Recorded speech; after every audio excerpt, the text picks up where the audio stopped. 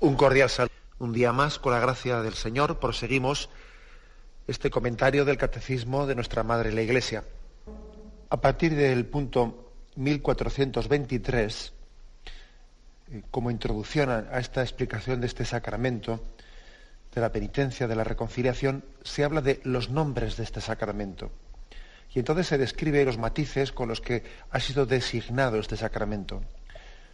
Sacramento de la conversión, sacramento de la penitencia, sacramento de la confesión, sacramento del perdón, sacramento de la reconciliación. Es curioso, es cierto que este es uno de los sacramentos que ha recibido más nombres. Todos ellos, pues lógicamente, se complementan, se iluminan, y es un buen, creo que tiene un gran acierto el catecismo cuando comienza la catequesis desde el nombre del sacramento. Dice, completemos con esos 5 nombres: conversión, confesión, penitencia, perdón, reconciliación. Se están como fotografiando aspectos concretos de este sacramento que se complementan todos ellos, ¿no? Y bueno, vamos a comentarlos. El punto 1423 se denomina el sacramento de la conversión porque realiza sacramentalmente la llamada de Jesús a la conversión, la vuelta al Padre, del que el hombre se había alejado por el pecado. Es pues una realización de una llamada de Cristo: convertíos. Está cerca, el tiempo se ha cumplido, está cerca el reino de Dios, el tiempo se ha cumplido, convertíos y creed en la buena nueva. Jesús, empalmando en esto con su primo Juan Bautista, comienza su predicación, comienza su vida pública con una llamada contundente a la conversión. Se ha cumplido el tiempo, el reino de Dios está cerca, es urgente, es apremiante, convertíos. Es una expresión que por otra parte se ve también realizada, pues también en Lucas 15, 18, cuando el hijo pródigo dice: me levantaré, iré a mi padre y le diré: Padre, pequé contra el cielo y contra ti. Es el acto de la conversión, de decir, voy a convertirme, voy a volver, voy a romper con esto, ¿no? La palabra conversión, pues, sugiere una ruptura, sugiere un antes y un después. No se puede seguir a Dios en esa especie de tonteo, de estar tonteando, de tener al mismo tiempo pues un doble juego, una doble vida. Sí, le sigo al Señor, pero sin romper con esto, sin romper con lo otro. Sí, es decir, existe una tendencia a querer servir a dos señores, como se dice popularmente, a poner una vela a Dios y una vela al diablo. Y claro, pues ese doble juego no sirve delante de Dios. Es necesaria una conversión. Permitidme una reflexión que yo creo que tiene importancia. La palabra conversión, si os fijáis, hoy en día en nuestra cultura actual, en nuestro momento, es una palabra que está bajo sospecha, que suscita incluso una cierta antipatía. Porque bueno, está bien visto el decir hay que ir madurando, tenemos que ir creciendo, tenemos que ir madurando, pero lo de convertirse está mal visto. Es una palabra que tiene mala prensa. Mala prensa porque parece que enseguida se pone bajo sospecha. ¿Qué es eso de convertirse? Ese tipo de cambios de vida así radicales, ¿no? Eso parece que te han comido el coco. Parece que enseguida se pone bajo la sospecha de que le han comido el coco a aquel que ha tenido pues un cambio de vida radical. Se pone bajo sospecha.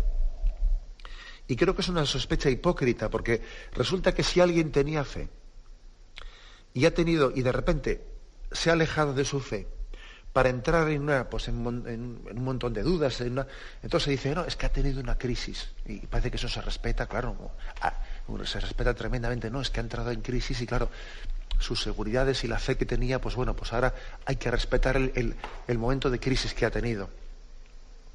Sin embargo, como alguien se estuviese alejado de Dios y se acerca radicalmente a Él, entonces ya se ve bajo sospecha un cambio tan radical de vida, ¿no? Parece que le han comido el coco. Bueno, ¿y por qué no decimos que le han comido el coco al que se ha alejado de Dios. O sea, pero ¿qué pasa? Que es que únicamente tenemos que ver como sospecha de que le han comido el coco al que se acerca a Dios, al que se aleja no, así no le han comido el coco. Creo que hay que denunciar esta hipocresía, porque en el fondo es no abrirnos plenamente a la capacidad del Evangelio de transformarnos, de dejar que nos cambie, de hacernos hombres nuevos.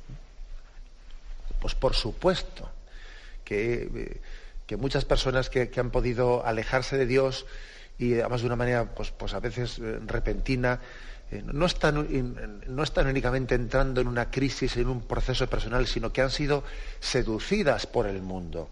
Pues por supuesto que muchas secuencias en las que algunos hermanos nuestros se han alejado de Dios, no únicamente han entrado en crisis, sino que se les ha comido el coco. Pues claro que sí.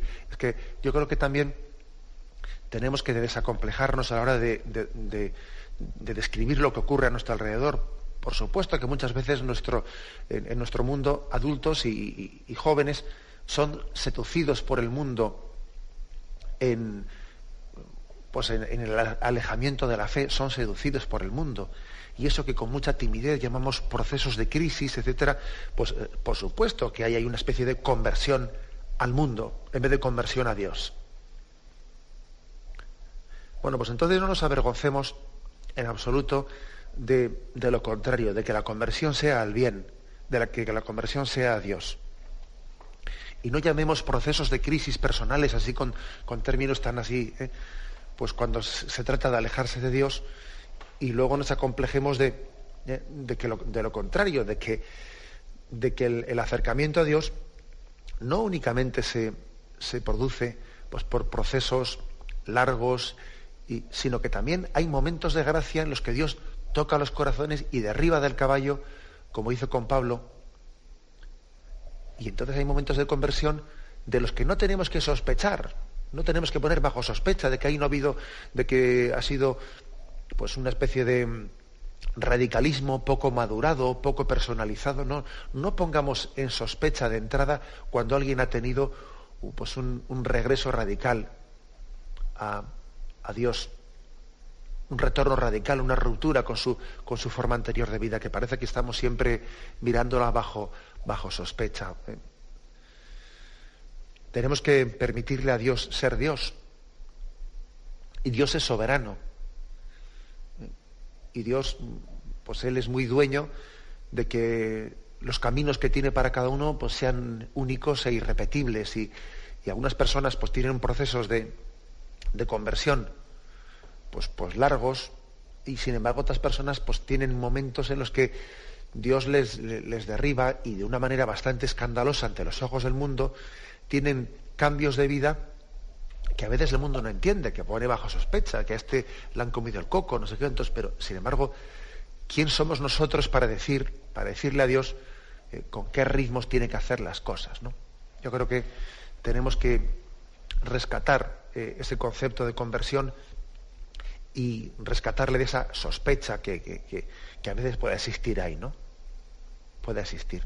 Rescatémoslo y confiemos en que Dios pues puede hacer obras grandes con cada uno de los que con confianza se acercan a Él. De la misma manera que a veces tenemos en vez de llamarle pecados, pues nuestros errores. Oiga, mire usted, pues no le llame errores a los pecados. El pecado es pecado. Tampoco no le llamemos proceso de maduración, ¿no?, a lo que es conversión. La conversión es conversión. A veces estamos como secularizando, estamos quitándole su contenido religioso, su contenido de impacto, de frescura evangélica a la forma de hablar. De la misma manera que al pecado no debemos llamarle error, tampoco debemos llamarle proceso de maduración a lo que es conversión. Bien, este es por lo tanto el primero de los puntos, ¿no? El punto mejor dicho, el primero de los nombres, el nombre de sacramento de la conversión. Hay que decir que Jesús casi identificó el anuncio de la proximidad del reino de Dios, casi lo identificó con la llamada a la conversión. casi era, podríamos decir, sinónimo una cosa de la otra. ¿Y cuál es el mayor enemigo de la conversión? Pues la dureza de corazón. La dureza de corazón es aquello que impide, que retarda la llamada a la conversión. Mateo 13:14 es un texto al que ayer hicimos referencia por una llamada de un oyente. Llamada de un oyente que preguntaba, pues porque le resultaba misterioso ese pasaje del Evangelio en el que se habla de, pues con un lenguaje que ciertamente hay que interpretar, tiene que ser interpretado, eso de que no sea que vean con sus ojos, no sea que sus oídos oigan, que entiendan y se conviertan. Bueno, entonces parecía como si Dios, ahora lo voy a leer para los que no lo sitúan, parecía en este pasaje como si Dios estuviese no queriendo que alguien se convierta, ¿no? Y el pasaje es el siguiente, Mateo 13:14. En ellos, se refiere en los que tienen dureza de corazón, en aquellos que se resisten a la conversión, en aquellos que les rebota la llamada de Cristo a la conversión, ¿no?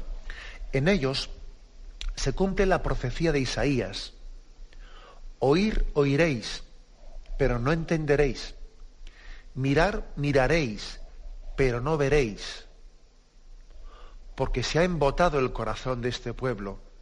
Han hecho duros sus oídos y sus ojos han cerrado. No sea que vean con sus ojos, con sus oídos oigan, con su corazón entiendan y se conviertan y yo los sane. Pues decíamos a ese oyente que esa forma así un poco provocativa de expresar este versículo 15, que es una referencia a un texto del Antiguo Testamento, de Isaías 6, capítulo 6, versículo 10, en el que parece que se enfatiza que Dios se oculta a quien no le busca y Dios se revela al alma que limpiamente le está buscando. En el fondo es como si Dios reafirma la libertad del hombre. Reafirma la libertad del hombre, de la misma manera que Dios condena al que se cierra a la gracia. ¿Es el mismo el que se ha condenado? Sí. Y también existe la condena de Dios como reafirmando la libertad de quien libremente se ha cerrado a la gracia. O sea, es como decir, tú libremente has tomado esa opción, Dios la respeta y la confirma. Algo así pasa aquí también. Es decir, la dureza de corazón es la que nos hace refractarios a la conversión. No es que Dios no quiera que te conviertas, no, por supuesto, sí Él ha entregado su vida por tu conversión. Sí Él ha entregado su vida por tu conversión. Pero es cierto que el Señor respeta en una decisión pues que verdaderamente es impresionante y no se hace sin dolor por parte de Dios y no se hace sin un sufrimiento grandísimo, el respeto a la libertad del hombre del rechazo de la llamada a la conversión, como también un padre y una madre el tener que respetar la decisión de un hijo que va por el mal camino, ya es mayorcito de edad y no tiene otro remedio que respetarle, etcétera, etcétera, pues le respeta no sin un gran dolor en su corazón. También eso mismo le ocurre a Dios, ¿no? O de una manera similar, porque echamos mano siempre de la imagen de la familia, del padre y la madre, para intentar entender de una forma analógica lo que ocurre en el corazón de Dios. El caso es que esa dureza de corazón es la que a uno le hace sencillamente inalcanzable a la misericordia de Dios. Le rebota. Oiréis, pero no entenderéis. Miraréis porque no veréis. El refrán castellano dice: no hay razones para quien no quiere entender. No hay razones para quien no quiere entender. Siempre le rebotará porque no tiene una decisión de conversión, porque tiene una predisposición primera que le hace refractario.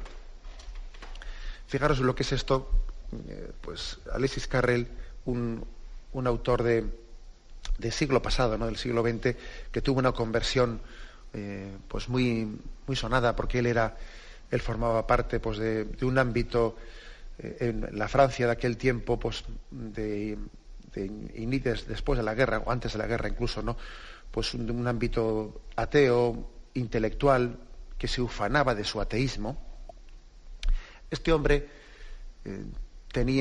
mantenía con la Iglesia pues una especie de alardeo de su alejamiento.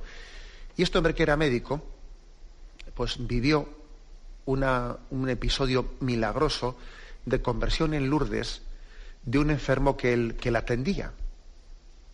Fue un enfermo sobre el cual era tan grave su estado, era tan grave que él se había atrevido a burlarse y a retar, ¿no?, a las religiosas hijas de la caridad en cuyo hospital él también trabajaba como médico. Se había atrevido a burlarse diciendo que se cure en Lourdes, que se cure en Lourdes, y entonces yo me meto monje. Se había atrevido a hacer esa especie de reto. Y el caso es que aquel enfermo, pues fue en los anales de la historia de Lourdes una de las curaciones más escandalosas, ¿no?, y médicamente más inexplicables. Y entonces este médico, que había visto que en su soberbia él no podía reconocer esa curación milagrosa de la cual él había sido testigo, porque él había conocido el informe médico de ese hombre con detalle. Este hombre, cuando vio que esa curación se había producido, sin embargo, era tal la dureza de corazón que él tenía, que tardó 40 años después ni más ni menos 40 años después de haber sido testigo de ese milagro de sanación, en dar ese paso a la conversión. Y él lo cuenta en su biografía de su conversión. Dice: y tardé 40 años en dejarme conmover por ese signo de curación que Dios había hecho. ¿Por qué? Pues porque en el primer momento convertirse para él no era únicamente aceptar una teoría, sino que era sentirse humillado ante una intelectualidad allí en París de la que él se había ufanado, ante la que él se había ufanado de su ateísmo. Suponía ser humilde, suponía romper con una vida, romper con una imagen, ser como un niño, y su soberbia no se lo permitía. No se lo permitía. Quiero decir con esto, remarcando eso de que dice la Sagrada Escritura, oiréis, pero no entenderéis, miraréis, pero no veréis, porque la conversión requiere un corazón de niño, un corazón que cuando ve la verdad se arrodilla ante ella y no le importa ni quedar bien ni quedar mal, ni lo que piensen de mí, ni lo que dije yo antes. No soy el esclavo de mi imagen y de lo que yo he dicho yo he mantenido, sino que soy perfectamente libre. El corazón de niño pues es indispensable para que el hombre pueda llegar a la conversión. Me despido con la bendición de Dios Todopoderoso. Padre, Hijo y Espíritu Santo, descienda sobre vosotros. Alabado sea Jesucristo.